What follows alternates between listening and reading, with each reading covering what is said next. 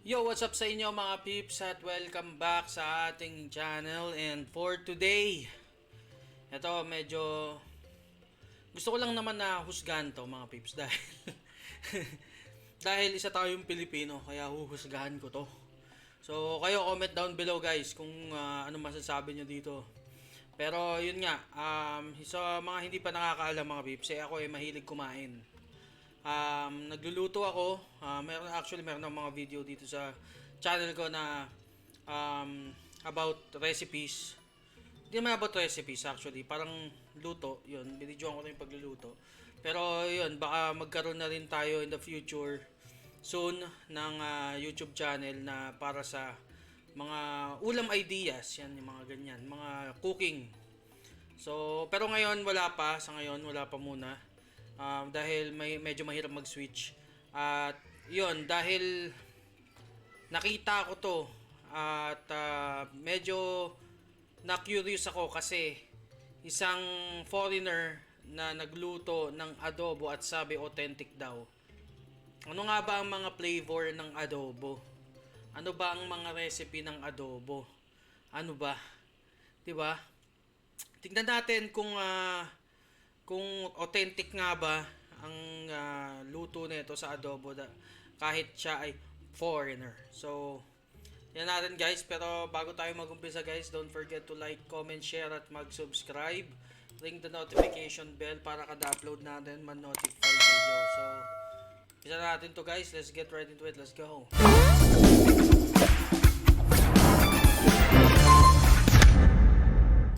Game. Tingnan natin. Yan ang chicken adobo. So, ang title nito is Easy Authentic Chicken Adobo at Home by Joshua Weissman. Pangalan pa lang hindi na Filipino. Yan natin. Kikriticize ko to. Mag-comment na dyan kung sino yung mag-comment. Mga tagahanga ni Joshua Weissman. Wala akong pake. Pero dahil Pilipino ako, kaya kong husgahan ang adobo na niluluto nitong ni foreigner. So, tingnan natin guys. Let's go. Most flavor-packed chicken dishes of all time. So, dito pa lang sa umpisa, hindi na kagad medyo ang kulay dahil sobrang itim niya. Para sa chicken adobo. Okay? So, let's not waste. Take note para sa chicken adobo. Yung mga ganong kulay kasi, bagay siya sa mga pork adobo. Pero sa chicken ay Anytime. In a large bowl, add 4 chicken drumsticks and 4 bone-in and skin-on chicken thighs. That's right, bone. Okay, maganda naman yung choices niya In, not bone. ng Less. protein. You're gonna add 20 cloves of garlic that have been Tama rin yan, maraming bawang. heavily crushed. Yes, 20 cloves. For all the people that are like, oh yes, whenever I see a recipe that So, says 2 points na siya. 4 to me. Tama naman. How about this, Karen? Huh? For real though, garlic is probably one of the most important things in my life. So yes, add a small fresh crack. Hindi lang important thing for your life, pare. Talagang important yan sa adobo. Maraming bawang. Paminta, tama. Black pepper, then 1 tablespoon or Oops. Okay, ganito. Kasi kung magluluto ka ng isang adobo, para sa kaalaman ko mga peeps, at comment down below na rin sa inyo. Kung maglalagay ka ng ground pepper, wala namang masama, pero wala namang masama maglagay ng whole pepper tsaka ground pepper. Ang pangit lang kasi, kailangan balance mo siyang ilalagay. Hindi yung marami kang ilalagay na ground pepper, marami kang ilalagay na whole pepper corn. Pero, kasi kung titignan mo dito, ilang piraso lang ba yung karne niya? 'Di ba? Ilang piraso lang yung protein, pero tingnan mo kung gaano karaming paminta. Ang lasa niyan, men.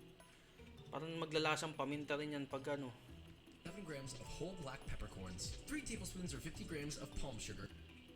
Palm sugar. Parang sobrang dami nun. Pero, palm sugar, siguro sa kanila ganun yung sugar, pero sa atin kasi, ang sugar natin is yung sugar lang na nakikita sa bahay, white sugar, brown sugar, wash sugar. Pero konting-konti lang, kasi pambalance lang talaga siya. Pagdating sa adobo, pagbalance. Pero yung ganong karami, men, Parang ang Get yourself a sobrang couple dami. pucks like this, which I highly recommend, and you can break those down by finely chopping with a knife or grating with a grater. Place that in your bowl, then add 1 1/4 cup or 300 milliliters of unseasoned rice vinegar, a quarter Unseasoned rice vinegar. Huh? I don't think this is authentic. No. No, no, no, no, no, no, no, no, no, no. Kahit sinong Pinoy yung sasabihin mo, doon pa lang sa palm sugar, sa ano yun, unsweetened, unseasoned, sabi niya, 300 milliliters of unseasoned rice vinegar, unseasoned rice vinegar. Isang suka lang ng kailangan natin dyan. Ha? Pag adobo, isa lang. Either mamili ka sa dalawa, data puti o silver swan. Pwede rin naman yung mga yung mga templadong suka, yung mga sa probinsya, masarap din yon. Pero kasi ang normal at authentic na adobo na ginagamit ng pangkaraniwang Pilipino ay talagang sukang normal. a quarter cup or 60 milliliters of dark soy sauce, Dark soy sauce. Pero sabi nila kasi sa kulay lang daw to, especially Ninong Rai, dahil mahilig ako manood kay Ninong Rai. So, sabi nila wala raw masyadong alat itong dark soy sauce. So, pangkulay lang talaga siya. Pero kasi as a normal adobo, chicken adobo, hindi kasi pangkaraniwan at hindi authentic yung adobo na kulay itim. Take note, guys. Dahil ang chicken adobo, kahit kanino kahit kanino maitang chef, pwera lang dito kay Joshua, di ko alam kung chef to, pero sa mga chef na Pinoy, talagang ang adobo nila is medyo brownish, na maitim na brown, hindi dark. Hindi siya dark kasi sobrang dark na ito, man. 120 milliliters of regular soy sauce. Regular soy Ideally, sauce, the tama Silver yan. Swan brand. Link a description for that. Half a cup or 120 milliliters of filtered water. Toss that nicely. And finally, 4 bay leaves. May bay leaves, tama yun. Pero kasi meron siyang sinabi dito, unsweetened lang, ewan ko, unseasoned, hindi ko alam kung parehas lang yung tinutukoy niyang rice vinegar na unseasoned o yung suka natin. Then just cover that bad boy with plastic wrap and marinate in the fridge for 2 hours. Normally, ano yun talaga, talagang inaano niya, minamarinate.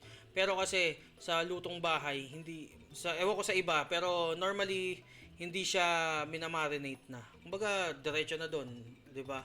Saute mo yung gisahin mo yung manok para sa may pagka-brown, makuha mo yung brown niya dun sa protein, then tsaka mo sa mga sa mga toyo, suka, ganyan.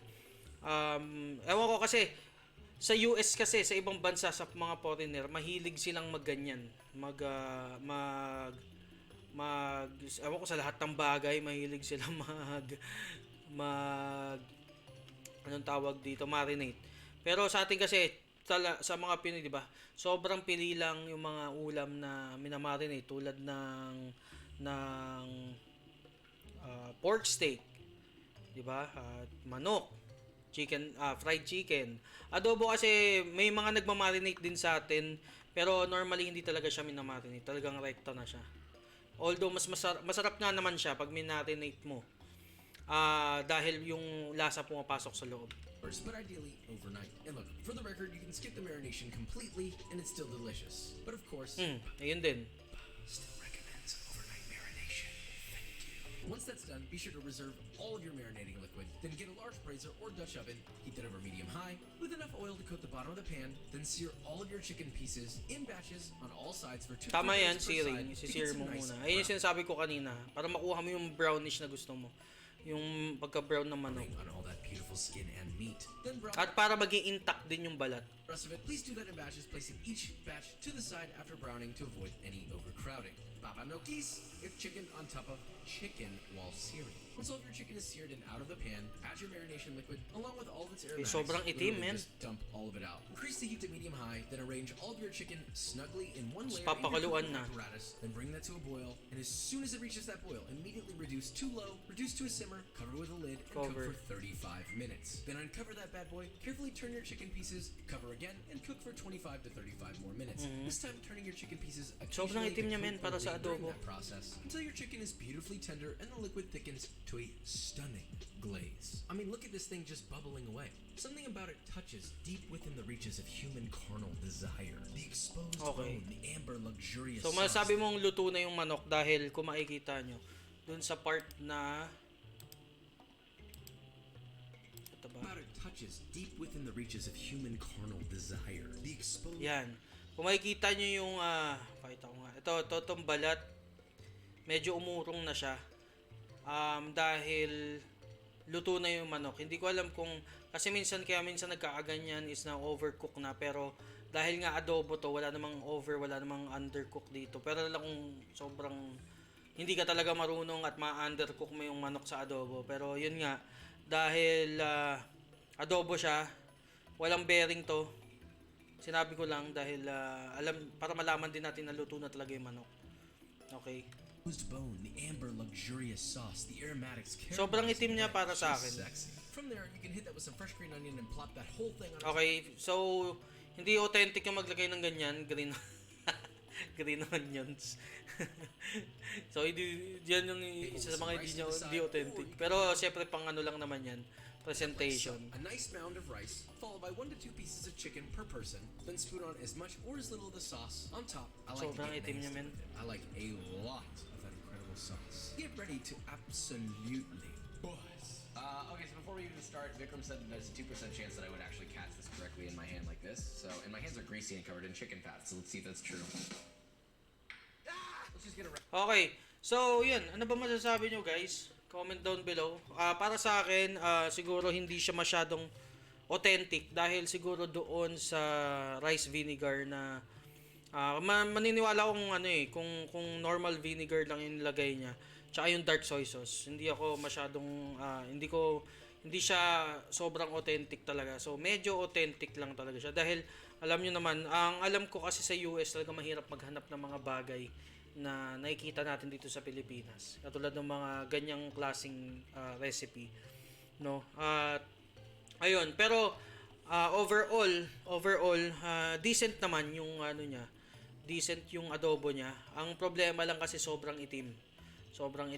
Papakita ko sa inyo yung totoong kulay ng adobo.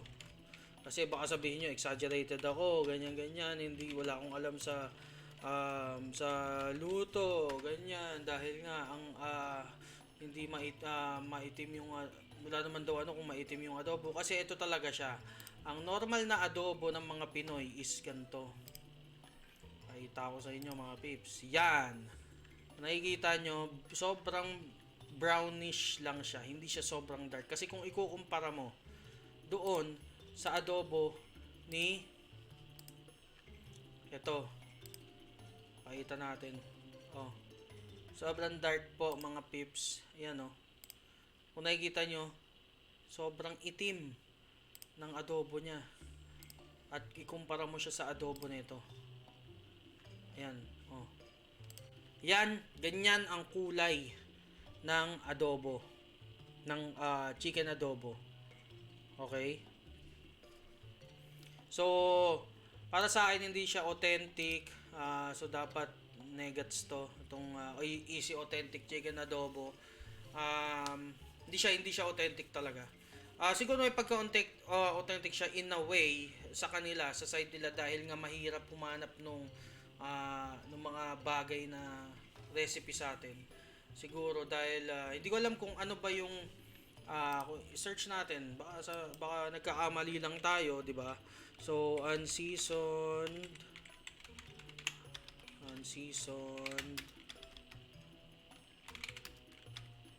rice vinegar.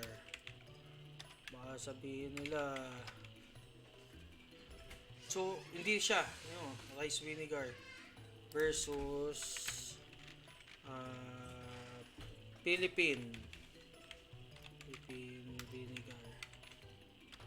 vinegar. So